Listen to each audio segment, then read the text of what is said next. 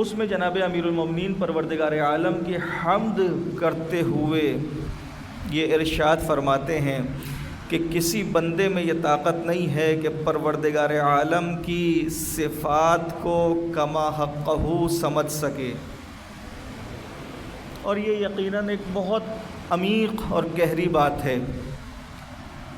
یعنی بندوں میں یہ طاقت، یہ توانائی اور یہ صلاحیت نہیں ہے کہ وہ پروردگار عالم کی صفات کو سمجھ بھی سکے.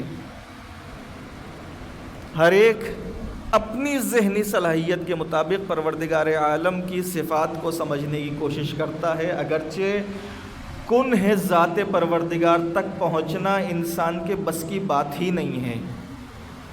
چنانچہ بعض روایات میں روکا گیا ہے کہ ذات پروردگار عالم کی گہرائیوں کے بارے میں زیادہ نہ سوچو.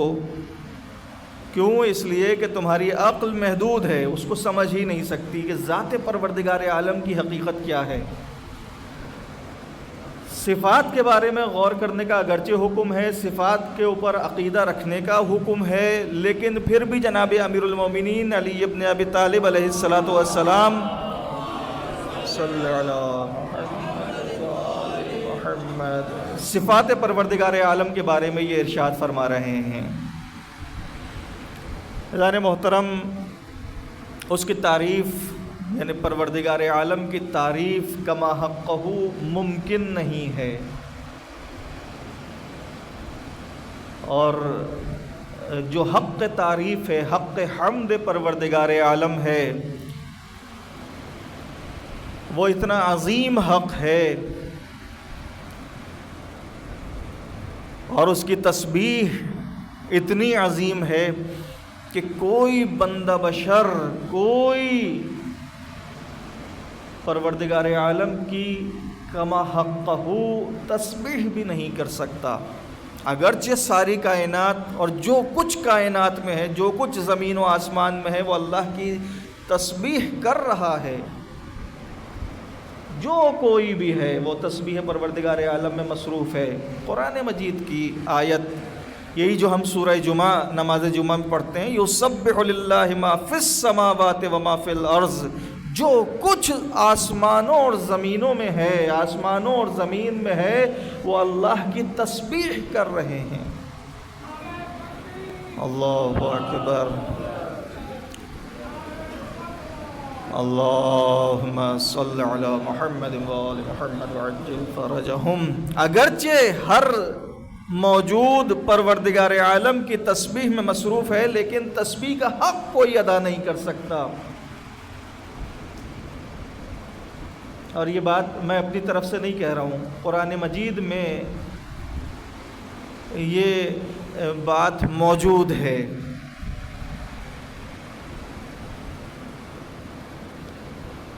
مختصر سورہ قرآن مجید کا سورہ نصر، پروردگار عالم اس میں ارشاد فرما رہا ہے کہ اذا جاء نصر اللہ والفتح ورأیت الناس يدخلون فی دین اللہ افواجا فسبح بحمد ربک واستغفرہ انہ کان توابا. یہ استغفار کا جو حکم آ رہا ہے، یہ یہاں کیوں آ رہا ہے؟ اذا جاء نصر اللہ والفتح، جب اللہ کی مدد آ پہنچے اور جب اللہ کی دی ہوئی فتح تمہیں حاصل ہو جائے. وَرَأَيْتَ النَّاسَ يَدْخُلُونَ فِي دِينِ اللَّهِ أَفْوَاجًا، اور تم دیکھو کہ لوگ گروہ در گروہ، فوج در فوج اللہ کے دین میں داخل ہو رہے ہیں. ہاں، جب اللہ کی مدد آ پہنچے، ایک چیز اللہ تمہیں فتح عطا کر دے، دوسری چیز، تیسری چیز کیا ہے کہ تم دیکھو کہ لوگ گروہ در گروہ دین میں، اللہ کے دین میں داخل ہو رہے ہیں، اسلام کو قبول کر رہے ہیں. جب یہ تین چیزیں ہو جائیں، فسبح، پس تو تسبیح کر، بحمد ربک، اب یہاں دو طریقے سے ترجمے ہو سکتے ہیں، اپنے رب کی حمد کرنے کے ذریعے سے اس کی تسبیح کر، یا اس کی تسبیح کر اور اس کی حمد بجا لا۔ ہاں، تسبیح کا حکم آیا کس چیز کے بدلے میں؟ حمد کا حکم آیا کس چیز کے بدلے میں؟ نصرت پروردگار، فتح و کامرانی، اور لوگوں کا ذوق در ذوق اسلام میں داخل ہونا۔ تو اللہ تعالیٰ یہ ارشاد فرماتا ہے جب یہ تین چیزیں تمہیں حاصل ہو جائیں تو تم اللہ کی تسبیح کرو، اس کی حمد بجا لاؤ۔ ہاں، وَاسْتَغْفِرْهُ إِنَّهُ كَانَ تَوَّابًا، اور تیسرا کام کیا کرو؟ استغفار کرو۔ ہاں، یہ قرآن فقط امت کے لیے نہیں ہے، یہ قرآن خود نبی مکرم اسلام کے لیے بھی ہے۔ پروردگار عالم یہاں ارشاد فرما رہا ہے کہ اے میرے حبیب، جب یہ تین چیزیں اللہ کی طرف سے تمہیں حاصل ہو جائیں تو اللہ کی تسبیح کرو، یعنی اس کو پاک و منزہ جانو ہر عیب سے۔ اب کیا مطلب پاک و منزہ جانو ہر عیب سے؟ کیا تعلق ہے ان تین چیزوں کے حصول اور پھر اس کی تسبیح کا کیا تعلق بنتا ہے؟ تعلق یہ بنتا ہے کہ میرے نبی احمد مجتبی محمد مصطفیٰ صلی اللہ علیہ وآلہ وسلم نے دعوت اسلام سے لے کر جو ان آیات کا مصداق بارز ہے، یعنی فتح مکہ تک بے شمار جد و جہد کی، بے حد زحمتیں اٹھائیں، اور یہ بات ہم بس کہہ کے گزر جاتے ہیں۔ ذرا سا تصور کیجئے کہ آپ اپنے ایک بھائی کو راہ راست پہ لانا چاہیں، دیکھیں وہ بھٹک رہا ہے، آپ اس کو سیدھے سچے راستے کی طرف لانے کی کوشش کریں، پھر آپ کو اندازہ ہوگا کہ اپنے سگے بھائی کو بھی راہ راست اور راہ ہدایت پہ لانا کتنا مشکل کام ہے۔ کبھی کوشش تو کر کے دیکھیں اس انداز میں جس انداز میں اللہ کے نبی نے ساری امت کو، سارے انسانوں کو راہ راست پہ لانے کی کوشش کی ہے، اندازہ ہو جائے گا کہ ایک اپنے سگے بھائی کو راہ راست پہ لانا کتنا مشکل کام ہے، جائے کہ ساری انسانیت کو۔ توجہ ہے؟ ہاں، پھر آپ کو اندازہ ہوگا کہ اللہ کے نبی نے کیا کیا زحمتیں اٹھائی ہوں گی۔ یہ تو بہت معمولی بات ہے کہ پتھر کھائے، ہاں، اور کیا تانے برداشت کی، اور کیا کیا برداشت کیا؟ تانے برداشت کیے، کسی نے ساحر کہا، کسی نے مجنون کہا۔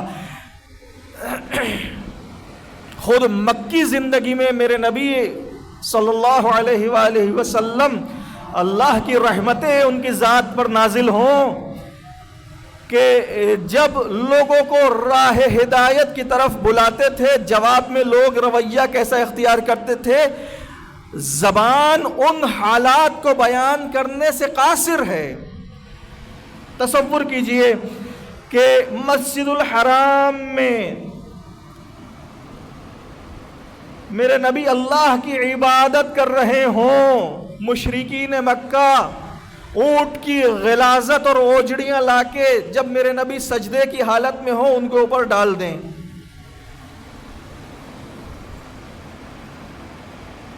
آپ شاید یہ سوچ رہے ہوں کہ اس میں کون سی ایسی بات ہو گئی۔ ہاں عزیزان محترم، ہمارا موڈ خراب ہو جاتا ہے اگر ہم نماز کے لیے مسجد کی طرف آ رہے ہوں، راستے میں اڑتا ہوا کوا بیٹ کر جائے اور ہمارے کپڑوں کے اوپر آ جائے، موڈ خراب ہو جاتا ہے۔ ہوتا ہے یا نہیں ہوتا؟ ہو جاتا ہے۔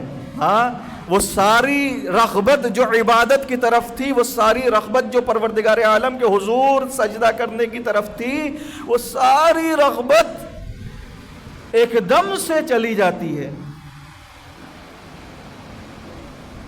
اب ذرا سوچئے کہ اللہ کے نبی کے اوپر کیا گزری ہوگی، اور یہ درد فقط جناب ابو طالب نے ہی محسوس کیا، اور ایسے میں جناب ابو طالب ہی تلوار لے کر آگے بڑھے کہ، اور آپ یہ دیکھیے کہ رشتے میں چچا ہیں میرے نبی کے، لیکن ایسے میں جب نبی مکرم اسلام نے کہ جو بہترین اخلاق کے درجوں پر فائز تھے انہوں نے روک دیا تو وہ رک گئے انتقام لینے سے. یہ ہوتی ہے اطاعت. ہاں رشتے میں چچا ہیں لیکن بھتیجے ہیں نبی، تو اگر نبی نے روک دیا تو رک گئے. اتنی زحمتیں، اتنی تکلیفیں اٹھائیں، اور نہ جانے کتنی تکلیفیں جو شاید تاریخ نے لکھی بھی نہیں ہیں. کیوں؟ یہ دین پہنچا دیں. اچھا اتنی تکلیفیں اٹھاتے چلے جا رہے ہیں. بات میں وہیں آ جاؤں سورۃ النصر کی.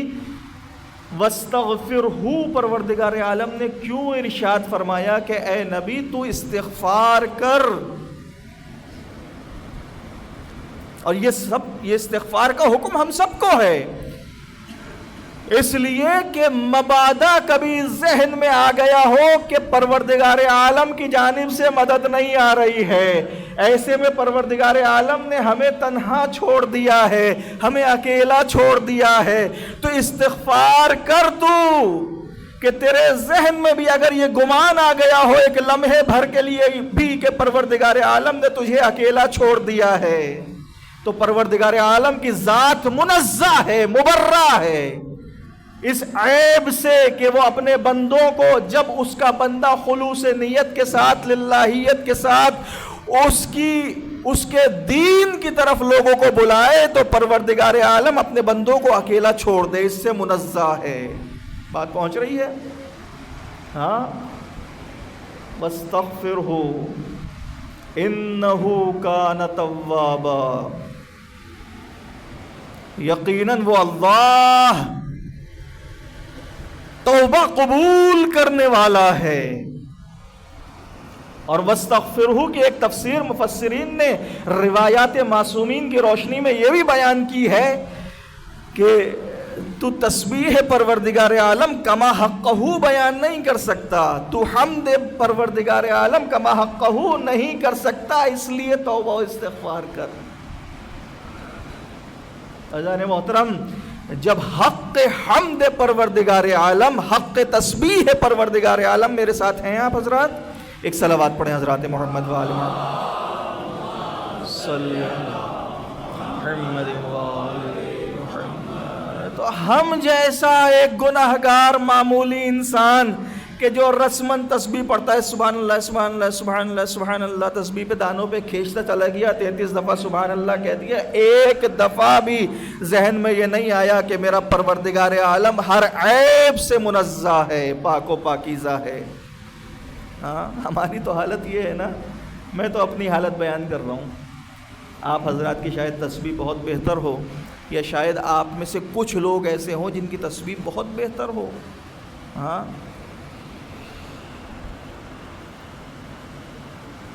لیکن ہم ان باتوں پہ غور ہی نہیں کرتے. زندگی گزرتی جا رہی ہے، 30 کے ہوئے، 40 کے ہوئے، 50 کے ہوئے، 60 کے ہوئے، 70 کے ہوئے، یہاں تک کہ زندگی کے آخری سال نزدیک آ گئے، 80 کے ہو گئے، 90 کے ہو گئے، تسبیح وہی عادتاً ہو رہی. اللہ اکبر اللہ اکبر اللہ اکبر اللہ اکبر. ایک مرتبہ بھی اللہ کی کبریائی کا تصور ذہن میں نہیں آیا، فقط زبان پہ اللہ اکبر اللہ اکبر اللہ اکبر ہے. ایک دفعہ بھی حمد پروردگار عالم کا تصور، یا ایک مرتبہ بھی زندگی میں جو میرے رب کی حمد کا حق تھا اس کا خیال الحمدللہ الحمدللہ الحمدللہ کے دانے کھینچتے ہوئے نہیں آیا. تو یہ باتیں میں کیوں کر رہا ہوں؟ تاکہ آپ جب تسبیح جناب صدیقہ طاہرہ نماز کے بعد بیٹھ کے پڑھیں اللہم صلی علی محمد وآل محمد وعجل فرجہم، جو بہترین تحفہ ہے، بہترین تحفہ، ایسا تحفہ جس کا فیض آج تک جاری ہے. ہاں میرے جناب صدیقہ نے جناب ختم مرتبہ سے ایک کنیز کا مطالبہ کیا تھا، تو اللہ کے نبی نے یہ ارشاد فرمایا اے سیدہ کیا اس سے بہتر چیز تمہیں عطا کر دوں؟ تو یہ تسبیح تعلیم فرمائی. اگر وہاں اللہ کا محبوب نبی ایک کنیز اپنی بیٹی کو عطا کر دیتا تو اس کنیز سے استفادہ فقط جناب سیدہ سلام اللہ علیہا ہی کر پاتی، لیکن اللہ کے محبوب نبی نے کنیز عطا نہیں کی، یہ تسبیح عطا کی جو تسبیح آج تک کا مسلمان پڑھ رہا ہے، کر رہا ہے اور اس سے استفادہ کر رہا ہے۔ ہاں تصور تو کیجئے کہ رحمت للعالمین جب عطا کرتے ہیں تو ان کی عطا کتنی عظیم ہوتی ہے۔ ہاں یہ عظمت عطائے محمدی ہے، ایک کنیز کے بدلے ایک تسبیح۔ تصور کیجئے کہ جناب رسالت مآب سے لے کر جب سے آپ نے یہ تسبیح تعلیم فرمائی آج تک کے مسلمانوں کی تعداد کتنی ہے اور ان مسلمانوں نے کتنی تسبیحات پنجگانہ نماز کے بعد پڑھی ہوں گی یا کی ہوں گی، کوئی شمار ہے؟ آپ اپنی زندگی میں کتنی مرتبہ تسبیح ہے جناب صدیقہ طاہرہ پڑھ چکے ہیں، گن نہیں سکتے۔ اور روایات کے مطابق ایک مرتبہ سبحان اللہ کہنے کا اجر و ثواب جو اللہ تعالیٰ عطا کرتا ہے وہ جنت میں آپ کے لیے ایک درخت خلق فرماتا ہے، ایک مرتبہ فقط سبحان اللہ کہنے کا اجر و ثواب۔ اب ذرا سوچئے کہ اس عطائے محمدی سے آپ نے کتنا استفادہ کیا ہے، ناقابل شمار اشجار بہشتی آپ کو نصیب ہوئے، مگر یہ کہ آپ نے خود ہی اپنے کردار اور اپنے اعمال کے ذریعے سے ان اشجار بہشتی کو جلا دیا ہو۔ اذان محترم، تو حق حمد پروردگار، حق تسبیح پروردگار عالم ادا کرنا ایک بہت مشکل امر ہے، مگر یہ کہ ہم اپنی استطاعت، اپنی صلاحیت اور اپنی طاقت کے مطابق کوشش کرتے رہیں۔ بہرحال آج کے اس خطبے کے حوالے سے کچھ اہم پیغام لے کر آیا تھا اور یہ بات حمد پروردگار عالم کے عنوان سے ذہن میں آئی، آپ حضرات کے لیے پیش کر دی، اللہ تعالیٰ قبول فرمائے۔ اذان محترم، آج کے اس خطبہ جمعہ کا اہم پیغام وہ یہ ہے کہ اپنی نسلوں کی تربیت پر توجہ دیں۔ میں نے گزشتہ جمعے کے خطبے میں سرسری طور پر یہ بات گزارش کی تھی کہ ہمارے معاشرے میں تعلیم کا انتظام تو کسی حد تک ہے، وہ بھی بہت محدود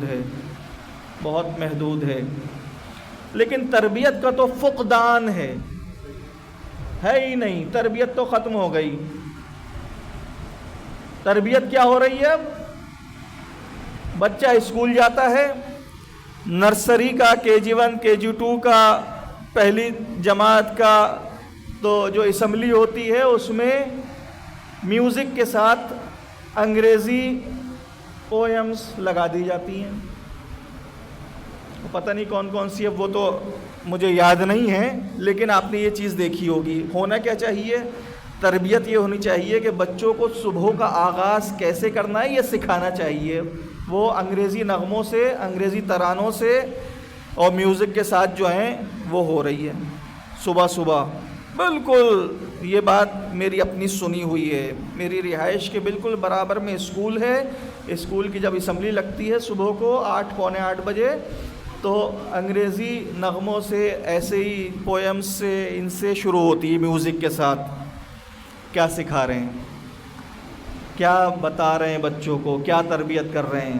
ہاں، ہم بھاری بھرکم فیسیں ادا کر کے انگریزی اسکولوں میں بھیج رہے ہیں اور وہاں بچوں کو یہ سکھایا جا رہا ہے۔ اب جب بچہ اسکول کے پہلے دن سے یہ سیکھے گا تو کیا ہوگا؟ زندگی بھر یہی کرتا رہے گا، میوزک بجتی رہے گی اس کے گھر میں، اور شادیوں میں تو حد درجہ میوزک، گانے۔ بج رہے ہیں اور روکنے کی کوشش کرو، روکو تو کہتے ہیں وہ بچوں نے کیا ہے، بچوں نے کیا ہے۔ بھائی اتنی جرت تو پیدا کر لو کہ یہی ہمیں پسند ہے اور ہم نے اس کا انتظام کیا ہے۔ کو گیدرنگ پہ بولیں تو وہ خواتین نے کروا دیا، یہ ان کی مرضی تھی، ہماری مرضی نہیں تھی، ہم روکتے رہ گئے۔ یہاں مرد کو اپنی مردانگی ثابت کرنا نہیں آ رہا، یا کیا کہیں ثابت نہیں کر رہا، لیکن مرد اپنی مردانگی ثابت کرتا ہے جب کھانا پہلے مردوں میں شروع ہوتا ہے۔ کھانا کھانے میں مرد آگے سب سے پہلے مردوں کا کھانا شروع ہوتا ہے، حالانکہ خواتین کے ساتھ بچے ہوتے ہیں، وہ رو رہے ہوتے ہیں بھوک سے، اس سے اس سے تنگ کر رہے ہوتے ہیں۔ ایسا کیوں ہے کہ ہماری شادیوں میں، ہماری تقریبات میں گانے بجانے، میوزک، اور اب تو وہ بے حیائی کی انتہا ہو گئی ہے، اسٹیج پہ جو ہے وہ دولہا دلہن ڈانس کر رہے ہیں اور وہ اسپاٹ لائٹ اور پتہ نہیں ڈسکو لائٹس، اور اندھیرا کر دیا جاتا ہے جیسے ہی کھانا شروع ہونے لگتا ہے، اندھیرا۔ نہ پہچانو ایک دوسرے کو کہ کون کس طریقے سے کھا رہا ہے کہ تمہاری شخصیت ظاہر ہو کے سامنے آ جائے۔ یہ تو میں نے جملہ کہہ دیا، لیکن اندھیرا کرنے کا مقصد کچھ اور ہے۔ وہ جو اسٹیج پہ نچایا جا رہا ہے نا دلہن کو، جو ابھی تک کنواری ہے اور اس کے اندر ایک فطری شرم و حیا ہے، عفت و پاک دامنی ہے، اس کا جنازہ اسٹیج پر ہی نکالا جا رہا ہے۔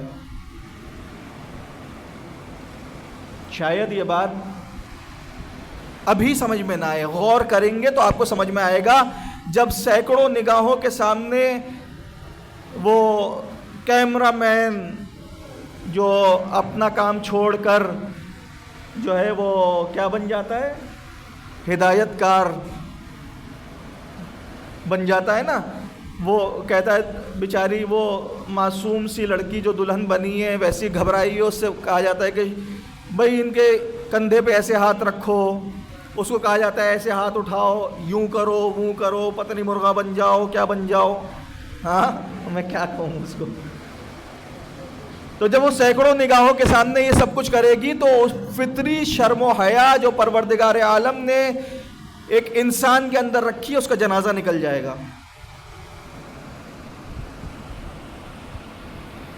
پھر شیطان اس کام میں لذت ڈال دے گا انسان کے لیے، پھر انسان کو مزہ آئے گا۔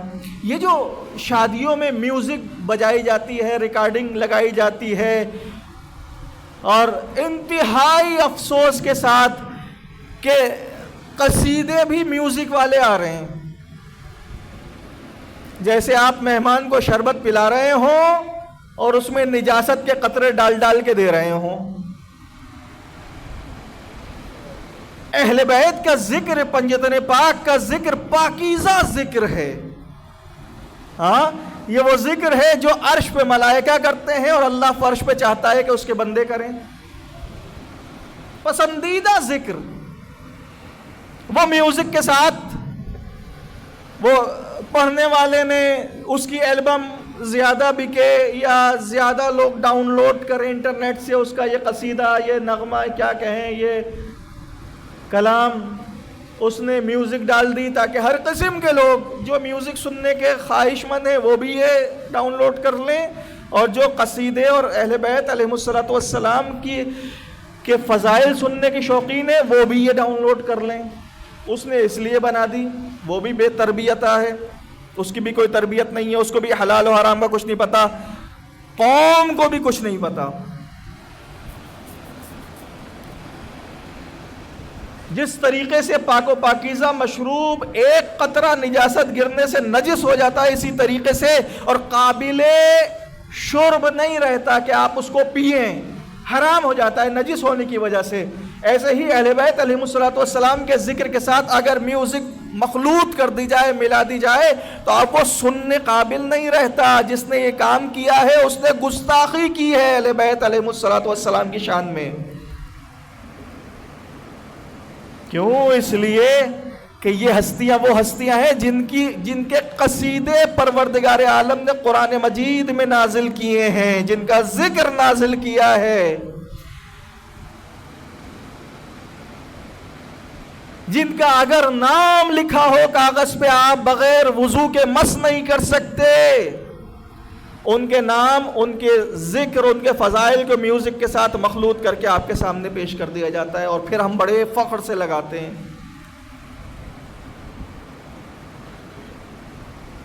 ابھی اسی ہفتے میں ایک نکاح پڑھنے گیا، جیسے ہی نکاح ختم ہوا ہے میوزک لگا دی انہوں نے، زوردار قسم کی لائٹیں بند کی، پاپ میوزک لگا دی، اور وہ میں نے کہا یہ کیا، اس کو بند کیجئے، اس کے اثرات مرتب ہوں گے، دولہا دلہن کی زندگی تباہ ہوگی۔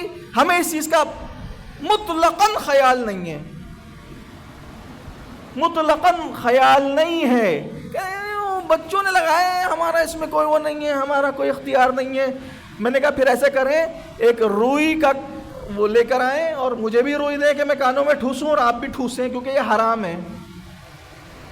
ایسا کیوں ہے؟ ایسا اس لیے ہے کہ ہم، اب ذرا غور سے سنیے گا، ہم مطمئن نہیں ہیں کہ ہم مومن ہیں، ہم مطمئن نہیں ہیں کہ ہم اللہ کے بندے ہیں، ہمیں اس چیز پر اطمینان نہیں ہے کہ ہم مسلمان ہیں۔ کیا مطلب؟ مطلب یہ کہ ہمارے لاشعور میں کہیں یہ ہے کہ اے کاش ہم بھی مغربی دنیا کا حصہ ہوتے اور ہم بھی مادر پدر آزاد ہوتے، جو دل چاہتا وہ کرتے۔ دیکھو کتنی آزادی ہے امریکہ یورپ میں۔ ہاں میں بالکل صحیح کہہ رہا ہوں، انسان جس چیز سے مطمئن ہوتا ہے وہی کام کرتا ہے۔ اگر مومن ہونے پر اطمینان ہوتا، مومن ہونے پہ ہمیں خوشی ہوتی، ہم مطمئن ہوتے، تو ہم ویسے زندگی گزارتے جیسے مومن کو زندگی گزارنی چاہیے۔ اگر اللہ کا بندہ ہونے پہ ہم مطمئن ہوتے تو واقعی ہم اس طریقے سے زندگی گزارتے جس طریقے سے اللہ چاہتا ہے۔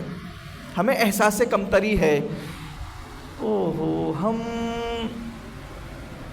مشرقی دنیا میں پیدا ہو گئے، ہم دقیانوسی زندگی گزار رہے ہیں، ہم ایک ناکام انسان ہیں، ناکام زندگی گزار رہے ہیں، یہ کیا ہمیں داڑھی رکھنی پڑ رہی ہے، یہ کیا ہمارے گھر کی عورتیں پردہ کریں، یہ کون سا انصاف ہوا ہمارے ساتھ۔ ہاں یہ والی چیز ہمارے ذہنوں میں بیٹھی ہوئی ہے۔ ہم احساس کمتری کا شکار ہیں کہ ہم کیوں مسلمان پیدا ہو گئے، ہم کیوں مومن گھر میں پیدا ہو گئے۔ اگر ہم مطمئن ہوتے تو پھر ہم واقعی مومن بن کے دکھاتے۔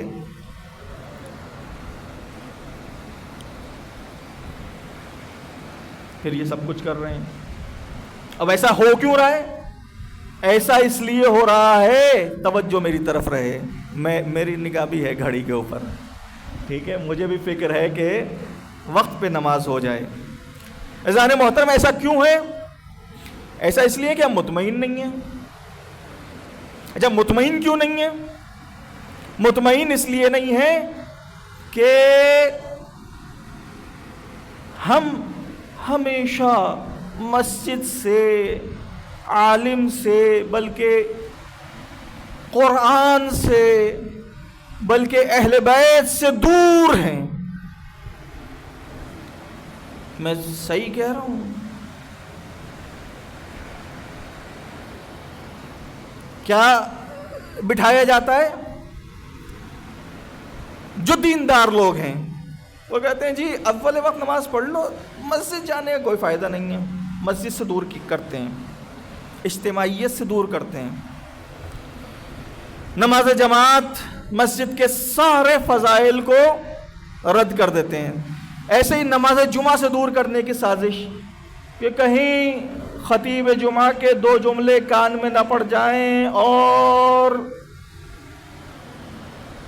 ہم مجبور نہ ہو جائیں راہ ہدایت پہ آنے کے۔ اسی طریقے سے مرجعیت سے دور کر دو، مجتہدین کے بارے میں، علماء کے بارے میں فضول پروپیگنڈا کرو اتنا کہ لوگ دور ہو جائیں۔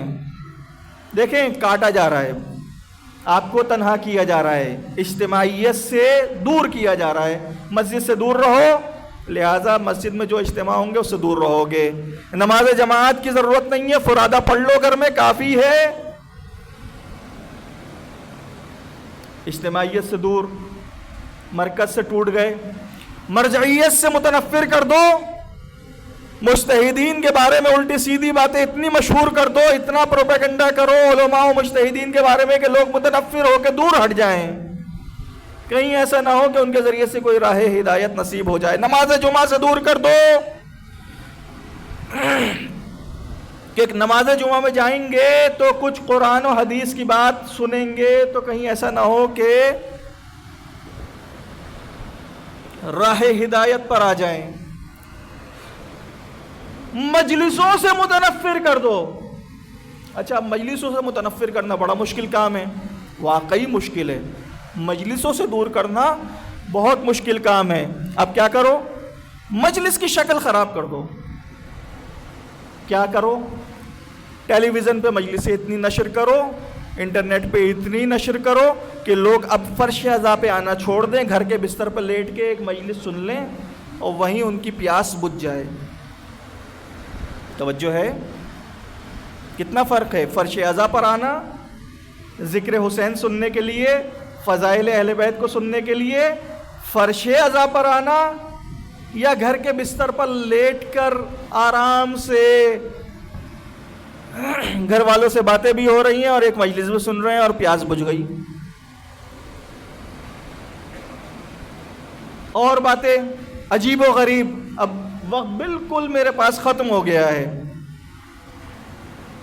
عجیب و غریب باتیں مشہور کرو، ایسی عجیب و غریب باتیں جو سننے میں بڑی بھلی لگیں۔ دیکھیے، باطل ہمیشہ حق کا لبادہ اوڑھ کے آتا ہے۔ باطل کبھی ایک پلے کارڈ اٹھا کے نہیں آتا کہ میں باطل ہوں، وہ ایسے آئے گا آپ کو محسوس ہوگا یہ حق ہے۔ ہاں، مجلس میں فقط ذکر حسین ہونا چاہیے، بات بڑی بھلی ہے، لیکن عزائم بڑے اس کے پیچھے خراب ہیں۔ مبادا کوئی نصیحت کا جملہ، کوئی تاریخی واقعہ، کوئی نصیحت کی بات، کوئی کردار سازی کی بات نہ ہو جائے۔ اب ایسے لوگ فقط فضائل اہل بیت کا وہ حصہ، توجہ چاہتا ہوں، فضائل اہل بیت کا وہ حصہ جو اہل بیت علیہم الصلاۃ والسلام کی ذوات مقدسہ میں پایا جاتا تھا، اس کو بیان کرتے ہیں۔ مولا علی ایسے شجاع تھے، ایسے عالم تھے، ایسے سخی تھے، یہ والی فضائل کی احادیث و واقعات اور روایات بیان کی جاتی ہیں۔